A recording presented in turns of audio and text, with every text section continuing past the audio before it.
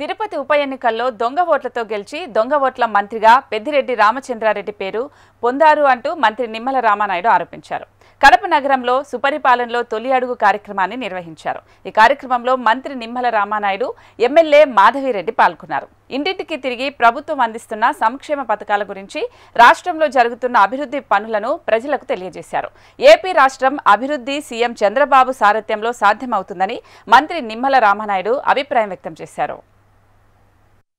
భాగంగా ఈరోజు కడప నియోజకవర్గంలో మన శాసనసభ్యులు మాధవిరెడ్డి గారు యొక్క సారథ్యంలో మా శ్రీనివాసరెడ్డి గారు మన జిల్లా ఏదైతే మన తెలుగుదేశం పార్టీ అధ్యక్షులు వారి ఆధ్వర్యంలో జరుగుతున్నటువంటి కార్యక్రమంలో మరి ఏ వీధికి వెళ్ళినా ఏ ఇంటికి వెళ్ళినా కూడా మంచి స్పందన, ఈ సంవత్సర పరిపాలన పట్ల పూర్తి స్థాయిలో సంతృప్తి ప్రజలందరూ కూడా వ్యక్తం చేస్తున్నటువంటి పరిస్థితి.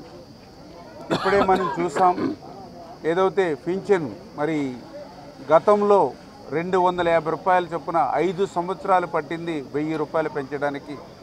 ఈ ప్రభుత్వం అధికారంలోకి వచ్చినటువంటి మొదటి సంవత్సరమే మరి 4000 రూపాయలు, 6000 రూపాయలు, అదేవిధంగా బెడ్ రైడన్లో ఉంటే 10,000, 15,000 రూపాయలు కూడా పింఛన్ అందించి ఇవాళ గడప దగ్గరికే పింఛన్ అందిస్తున్నారనేటువంటి ఒక తృప్తి ఈవేళ ఆ యొక్క వృద్ధులు, వితంతులు, దివ్యాంగుల్లో కలుగుతున్నటువంటి పరిస్థితి. తొలి అడుగు కార్యక్రమంలో భాగంగా ఈరోజు కడప నియోజకవర్గంలో మన శాసనసభ్యులు మాధవిరెడ్డి గారు యొక్క సారథ్యంలో మా శ్రీనివాసరెడ్డి గారు మన జిల్లా ఏదైతే మన తెలుగుదేశం పార్టీ అధ్యక్షులు వారి ఆధ్వర్యంలో జరుగుతున్నటువంటి కార్యక్రమంలో మరి ఏ వీధికి వెళ్ళినా ఏ ఇంటికి వెళ్ళినా కూడా మంచి స్పందన, ఈ సంవత్సర పరిపాలన పట్ల పూర్తి స్థాయిలో సంతృప్తి ప్రజలందరూ కూడా వ్యక్తం చేస్తున్నటువంటి పరిస్థితి.